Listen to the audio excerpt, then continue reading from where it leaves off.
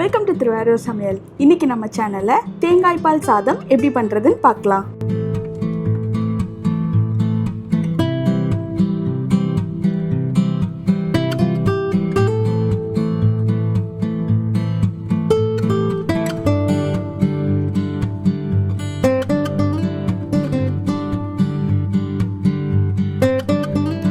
ஒரு கடாயில் 3 table spoon எண்ணெய் ஊற்றிக்கோங்க. சூடானதும் ஒரு பட்டை, ஒரு ஸ்டார் அனீஸ், அப்புறம் 3 பிரியாணி இலை, 3 கிராம்பு போட்டு லைட்டாக ஃப்ரை பண்ணிக்கோங்க.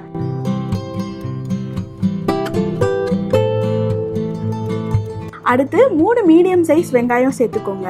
யூஸ்வலாக நம்ம பிரியாணி புலாவ்லாம் பண்ணும்போது வெங்காயம் நீள நீளமாக தான் கட் பண்ணிப்போம்.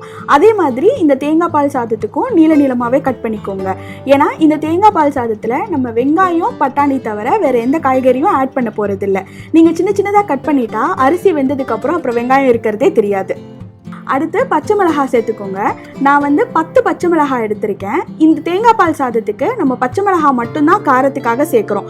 அதனால உங்கள் காரத்தோட லெவலுக்கு ஏற்ற மாதிரி இந்த பச்சை மிளகாயை அட்ஜஸ்ட் பண்ணி சேர்த்துக்கோங்க.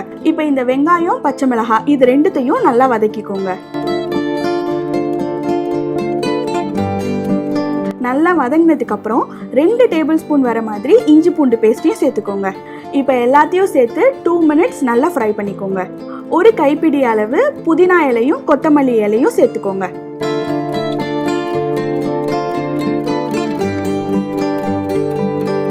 இந்த தேங்காய் பால் சாதத்தை நான் இன்னைக்கு எலக்ட்ரிக் குக்கரில் பண்ண போகிறேன். அதனால இப்போ நான் வதக்கி வச்சிருக்கிறத ஒரு எலக்ட்ரிக் குக்கருக்கு நான் மாற்றிக்கிறேன்.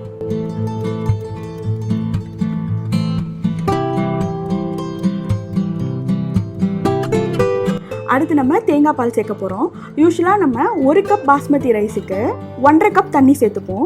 அதே மாதிரி இந்த தேங்காய் பால் சாதத்துக்கு 3/4 கப் தேங்காய் பாலும் 3/4 கப் தண்ணியும் சேர்த்துக்கோங்க. இப்போ நான் 2 கப் பாஸ்மதி ரைஸ் எடுக்கிறதுனால நான் 1.5 கப் தேங்காய் பாலும் 1.5 கப் தண்ணியும் சேர்த்துக்கிறேன். உங்களுக்கு வேணும்னா நீங்கள் தேங்காய் பாலோட லெவல் கொஞ்சம் ஜாஸ்தி ஆக்கிட்டு தண்ணியோட லெவலை கொஞ்சம் கம்மி பண்ணிக்கோங்க. ஆனால் தேங்காய் பால் கொஞ்சம் திக்காக இருக்கணும். அடுத்து நான் 15 நிமிஷம் முன்னாடி ஊற வச்சிருந்த 2 கப் பாஸ்மதி அரிசியை நான் இதில் சேர்த்துக்கிறேன். கடைசியாக 1 கப் பச்சை பட்டாணி சேர்த்துக்கோங்க. பட்டாணியை நீங்கள் முன்னாடியே சேர்த்துருந்தீங்கன்னா ஓவர் குக் ஆகி அது குழஞ்சிடும். அதனால தான் நம்ம இந்த ஸ்டேஜில் சேர்த்துக்கிறோம்.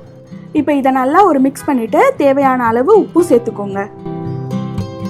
இப்போ இதை மூடி நம்ம குக் பண்ண வேண்டியதான். நீங்கள் ப்ரெஷர் குக்கர் யூஸ் பண்ணுறதா இருந்துச்சுன்னா 2 விசில் விட்டுக்கோங்க, கரெக்டாக இருக்கும்.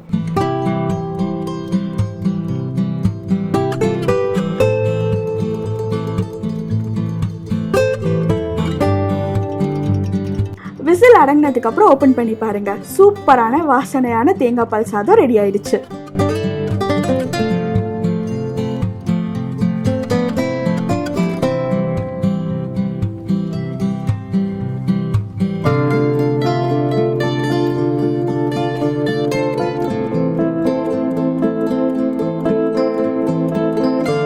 இதுக்கு நீங்கள் பாஸ்மதி ரைஸ் தான் யூஸ் பண்ணணும்னு இல்லை, நார்மல் சாப்பாட்டு அரிசி கூட நீங்கள் யூஸ் பண்ணிக்கலாம்.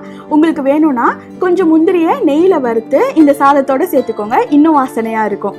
இது ஒரு ஈஸியான லஞ்ச் பாக்ஸ் ரெசிபி. வெறும் வெங்காயம், பச்சை மிளகாய், அப்புறம் தேங்காய் பால் இருந்தால் போதும், இது டக்குன்னு ரெடி ஆகிடும். நீங்களும் ஒரு வாட்டி ட்ரை பண்ணி பாருங்கள். இந்த வீடியோ உங்களுக்கு பிடிச்சிருந்தா லைக் பண்ணுங்கள், ஷேர் பண்ணுங்கள், மறக்காமல் சப்ஸ்கிரைப் பண்ணுங்கள்.